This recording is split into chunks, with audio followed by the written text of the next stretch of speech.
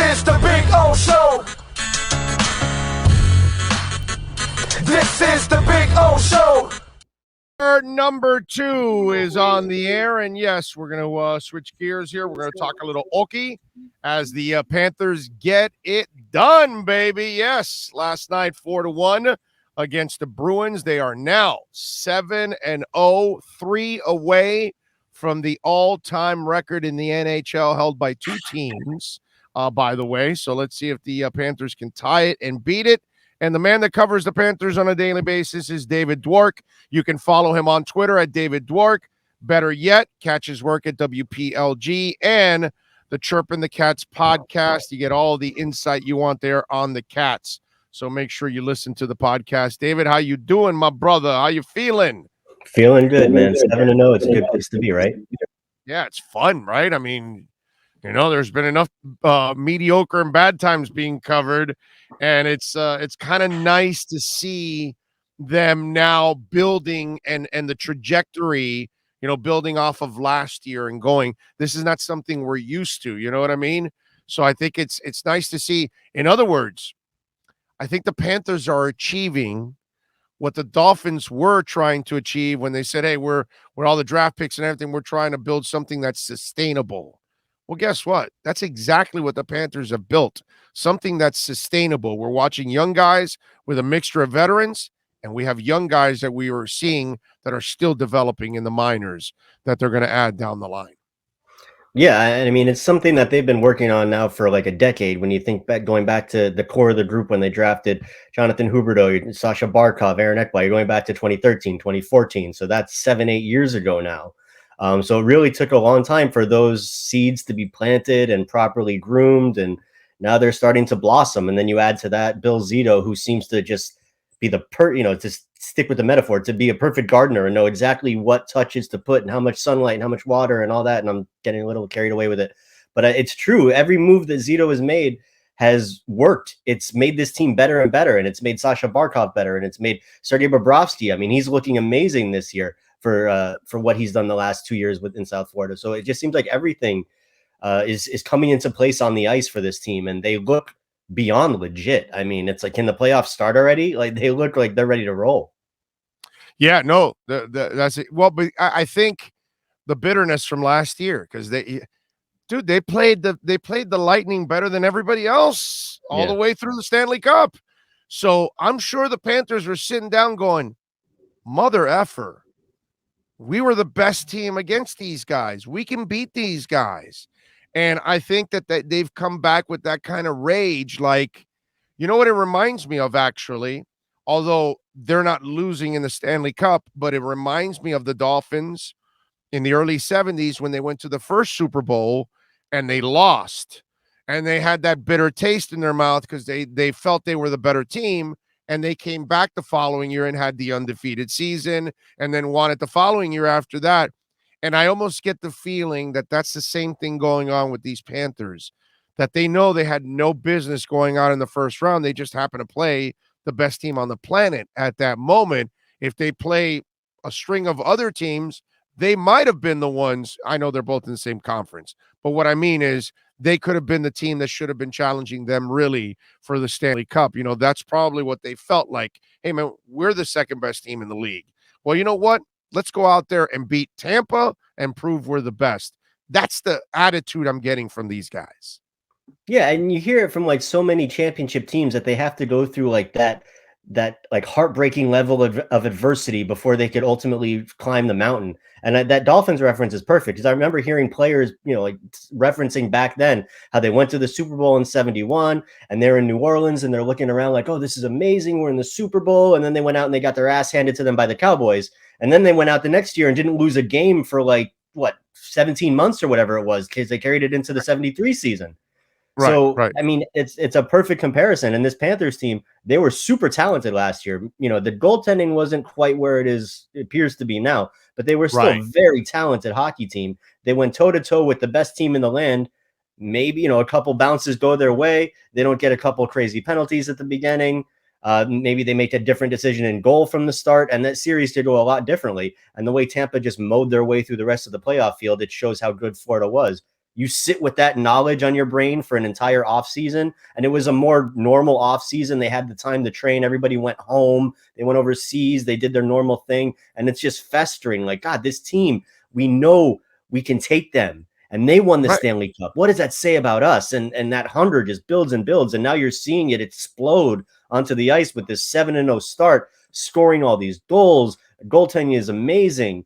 I mean, in terms of the on-ice product, there's really no question mark at this point. This team is so set.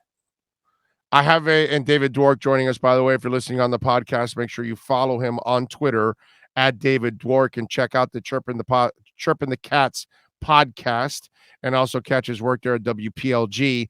I have another football analogy with these Florida Panthers. I like it. So Bobrovsky is playing his ass off now. I mean, he is playing his ass off. So is this Drew Brees and the drafting of Phillip Rivers? That when they drafted Phillip Rivers, the light went on. Drew Brees started kicking ass, going, I better get my ass in gear. And Bobrovsky looks back and says, hey, this fucking night kid is good. I better get my ass in gear. So it's interesting how the motivation kind of shifts, because this first couple of years here, Bobrovsky, like the big pressure that he had felt was basically from that contract, because there's never been anybody that was like questioning his spot as the number one goalie. I mean, you know, Chris Streeter, for as good of a goalie as he was never looked at as the heir apparent or somebody that could take Bobrovsky's job. But now you drop in this kid, Spencer Knight, who's a first round pick, who's globally viewed as one of the top goaltending prospects that there is right now.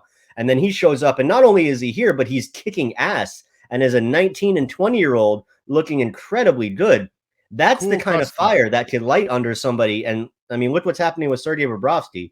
Although I will say, speaking to some of the players over the last couple of weeks, a lot of them, when talking about Bob, reference him being a new dad. His wife gave birth to a baby right as the season was starting. And there are a lot of players, or at the end of training camp, and a lot of players are kind of pointing that as like that, because, you know, you're a dad. You know how like things change a little bit when you become a father. And maybe, so wait a minute. So now the reference is Tyler Hero? You know, it's all just kind of coming together for Bob right now. I think the combination of Spencer Knight, the responsibilities and just the feelings that you get from being a new dad, it's just, you know, Bob is a very spiritual, very mental thinking, you know, he's very in his own head kind of guy. So I think in his perspective, it seems like everything's lining up. And I mean, just look at how he's playing on the ice. He did make some changes in the offseason. I think he switched to some bigger equipment, and he's challenging a bit more, staying out a little bit more in the net, not getting so deep. And I mean, you saw like last night against Boston, he had several really solid saves where the back of his skates were at the top of his crease. You didn't really see that as much from him last year, especially on scramble plays. He'd get deeper in the net and rely on his reflexes. And I think, hey, look, Sergey, you're 6'3", 6'4", whatever it is. You're a big dude. Use your body. I mean, I'm a goalie and I'm 5'8". I would love to have that kind of size. So I think you're really seeing a lot come together at the right time for Bob. Only a geek like you would give us that kind of insight. That's fucking awesome. That's why you love me. No, bro. I never know. I didn't notice that shit. Now I'm gonna go back and look for that shit now. That's pretty awesome, dude. That's great stuff, man. That's really cool. I never looked at it. Well, obviously, I don't know hockey like you know hockey, obviously, because you follow it and play it and all that stuff. But I did not notice that kind of stuff. I'm going to definitely look at that. All right. So it's 7-0. Do you think they're thinking about this 10-0 thing? No, I honestly, dude, I didn't even know. I hadn't even looked up what the record was until you just mentioned it. I've been thinking about it lately, but I hadn't gotten to that point yet, because it still just seems like game to game. Like this streak, it's cool, but I'm more looking at the standings and seeing the gap between the Panthers point total and really everyone else in their division right now and in the Eastern Conference right now.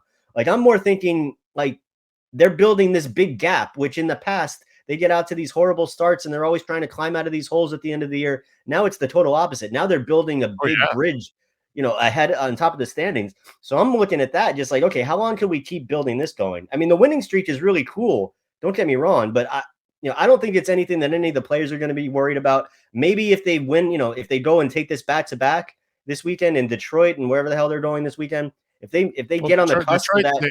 They should beat Detroit. Yeah, and I have the schedule right here. It's Detroit and Boston again. Okay, so at Boston is like a house of horrors for the Panthers. They should win those two. If you win those two and you're 1 win away from tying the record, I mean, I assume it's going to get some pretty big attention. The next one is Washington at home next Thursday. Holy shit, that's a tough one. Okay. And then if they get to that point, the next one is Carolina. What's the record game? What's the record game? Oh, shit. All right. Oh, man, we need that one. We need to send those sons of bitches lots of losses. Okay? I'm tired. That was a team that was a thorn in their side. So yeah, they're good. Wow. You know how sweet that would be to get the record on Carolina? That would be that's awesome. still 4 games away. So let's see. A road back-to-back is tough. And Detroit is not a pushover like they used to be. And I mean, look, Boston, we saw how tough they played the Panthers. They controlled play for, a good part of that first period last night. And I mean, look, let's be honest. The Panthers right now, if it was just a matter of going in, playing hockey and succeeding hockey, that's one thing. But they've also got this huge dark cloud hanging over the franchise right now. And you don't know how much of a distraction that could be. We haven't even talked about that yet. But, the whole thing with Joel Quenneville kind of resonating on the team. And you saw it creeping in a little bit yesterday. You saw the team start really slowly. It was a huge gathering of media last night. The players were all asked about it. So I think that could be a bigger distraction than this streak, depending on how long it draws out. So, it kind of sucks that after all these years and after all the years of struggling, the Panthers finally have this like cream of the crop NHL talented team, like one of the best ever. And they have to deal with this situation that, it has nothing to do with any of the players on the ice, but they're certainly going to have to deal with it. Franchise, period. Yeah. Has nothing to do with the Panthers, but should the Panthers have let him coach last night? That's tough. That's really tough. The way the timeline all played out yesterday, I think with the Chris Beach, the interview that happened on TSN, like it was like right after 6:00.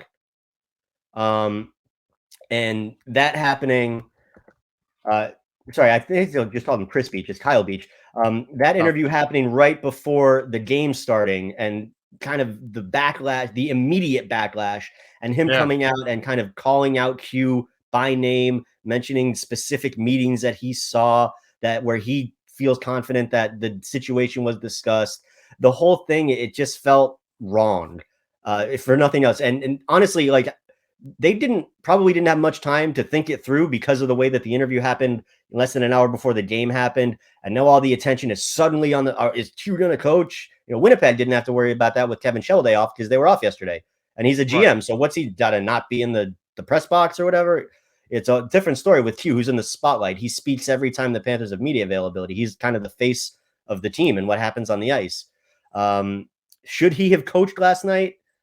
That's tough. That's a really tough call, and I'm glad that I don't have to make it. I think in terms of the public opinion, no. I think there was a ton of backlash. I think you could probably cover yourself more if you hold him back and say we wanted to err on the side of caution and see how it goes. But on the flip side of that, you want to support your guy as long as he's your guy. And right now he's still their guy. And so there's still, you still got to back your guy. I think everything is kind of weighing on this meeting that's going to happen with the general or with the commissioner in New York in a few hours from now. I think that the Panthers are kind of, it seems like they may be passing the buck to see what Bettman does first. But either way, it's a really tough situation, Orlando. It's not a fun story to cover. Heads have rolled already. For everybody involved. Heads have rolled already. What's going to happen to Q here? What do you think happens here to Q? Because I actually have a hard time believing that he's going to survive this. Unfortunately, I kind of agree with you. I think it all comes down to, at the end of the day, you have to listen to the words that Kyle Beach said yesterday, and you really have to pay a lot of attention and give a lot of thought and compassion into what happened. And even though it was 11 years ago, I mean, it's as prevalent as ever right now today. And look, personally, I love Coach Q. I was a fan of his long before he ever came here. I've loved working with him, but this is bigger than that. This is a huge, huge issue. It's something that's reverberated through all sports. And we've seen it, in amateur sports. We've seen it in women's gymnastics and international level. It's been everywhere. And just the more information that has come out over the last 36 hours, it's become harder and harder to find a situation where the Panthers could navigate this while maintaining their head coach. And, look, it's a horrible situation because, as we've been talking about, the team is amazing. They're the best maybe ever in this franchise's history, which desperately needs it. Yes. And, it's a really bad situation for all involved. But so let me ask you the question I have to ask you. Does an assistant coach get elevated, or does the is it the AHL? Is it AHL still the minors? Okay. Yeah. Does the AHL coach get elevated to being the head coach? What is your guess? That's kind of been something that I was up early this morning working on that question, actually, Orlando. Before we got on the podcast here on the stream, that's what I've been working on is a list that I didn't think I'd be making for quite a while. But I mean, the AHL coach is Jordy Kinnear. It's an interesting option because the situation in Charlotte this year, their AHL affiliate, they're sharing it with Seattle. Seattle hired a very prevalent assistant coach in Seattle, and Dan Bylsma, who's got some very extensive NHL experience. So should Florida want to promote Jordy Kinnear to the NHL, the AHL franchise in Charlotte would have a really, really good replacement already in place there. So that those dominoes you could see them kind of fall in that direction if the Panthers wanted to promote Kinnear to that position. That I don't know. How's Kinnear doing this year? How's he doing in the AHL? How are they doing in the AHL? The Checkers are doing. I mean, they're not the dominant team we were expecting, considering all the depth that filtered down. But I mean, they're also sharing the roster with Seattle, and Seattle is an expansion franchise that's having a hard. Their NHL roster doesn't come close to the Panthers, so it's a diluted talent pool in the AHL. In terms of like the NHL coaching staff, there's really nobody that's got a lot of NHL experience. You think maybe Andrew Brunette, because he was an assistant coach elsewhere before he came to Florida. He's kind of been in that circle for a little while.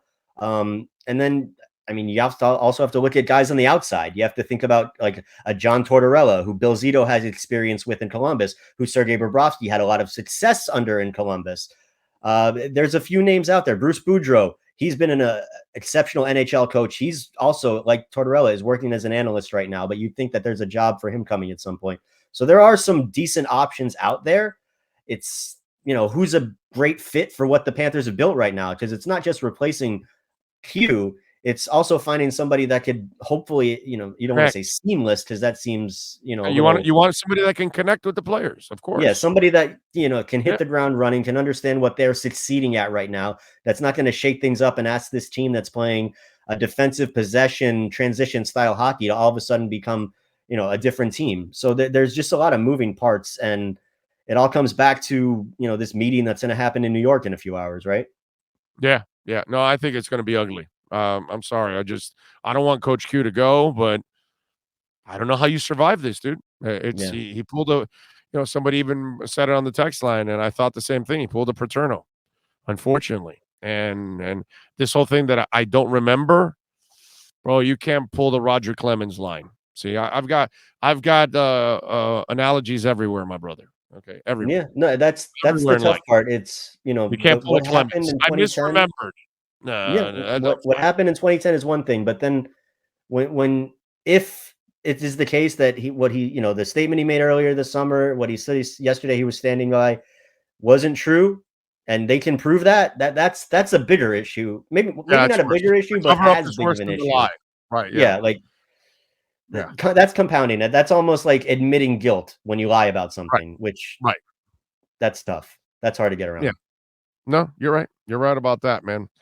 Let's see if they can keep it going, man, because it's such a great year. I would love to see them continue, but obviously we've got this cloud over the franchise, unfortunately, with the whole Q situation. David, appreciate you as always taking some time. Make sure you follow him on Twitter at David Dwork and catch the Chirpin' the Cats podcast. Excellent work there, covering the boys on the ice. David, much love, my brother. You be good out there. Thank you. Keep fighting in the trenches, my friend. You know it, baby. You be good. There you go. The great David Dwork, man. Love that man. He does excellent work as always.